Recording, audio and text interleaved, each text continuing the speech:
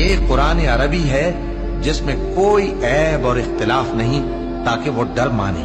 اللہ ایک مثال بیان کرتا ہے کہ ایک شخص ہے جس میں کئی آدمی شریک ہیں مختلف مزاج کے، اور ایک آدمی پورے کا پورا ایک شخص کا غلام ہے۔ بھلا دونوں کی حالت برابر ہے؟ نہیں، الحمدللہ، مگر یہ اکثر لوگ نہیں جانتے۔ اے پیغمبر، تم بھی مرنے والے ہو اور یہ بھی مرنے والے ہیں، پھر تم سب قیامت کے دن اپنے پروردگار کے سامنے جھگڑو گے۔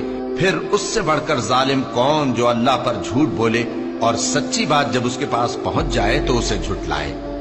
کیا جہنم میں کافروں کا ٹھکانہ نہیں ہے؟ اور جو شخص سچی بات لے کر آیا اور جس نے اس کی تصدیق کی، وہی لوگ متقی ہیں۔ وہ جو چاہیں گے ان کے لیے ان کے پروردگار کے پاس موجود ہے۔ نیکوکاروں کا یہی بدلہ ہے، تاکہ اللہ ان سے برائیوں کو جو انہوں نے کی دور کر دے، اور نیک کاموں کا جو وہ کرتے رہے ان کو بدلہ دے۔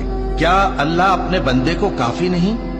اور اے نبی، یہ تم کو ان لوگوں سے جو اللہ کے سوا ہیں یعنی غیر اللہ سے ڈراتے ہیں، اور جس کو اللہ گمراہ رہنے دے اسے کوئی ہدایت دینے والا نہیں، اور جس کو اللہ ہدایت دے اس کو کوئی گمراہ کرنے والا نہیں۔ کیا اللہ عزت والا بدلہ لینے والا نہیں ہے؟ اور اگر تم ان سے پوچھو کہ آسمانوں اور زمین کو کس نے پیدا کیا تو کہہ دیں گے کہ اللہ نے۔ کہو کہ بھلا دیکھو تو جن کو تم اللہ کے سوا پکارتے ہو، اگر اللہ مجھ کو کوئی تکلیف پہنچانی چاہے تو کیا وہ اس تکلیف کو دور کر سکتے ہیں؟ یا اگر وہ مجھ پر مہربانی کرنا چاہے تو کیا وہ اس کی مہربانی کو روک سکتے ہیں؟ کہہ دو کہ مجھے اللہ ہی کافی ہے، بھروسہ رکھنے والے اسی پر بھروسہ رکھتے ہیں۔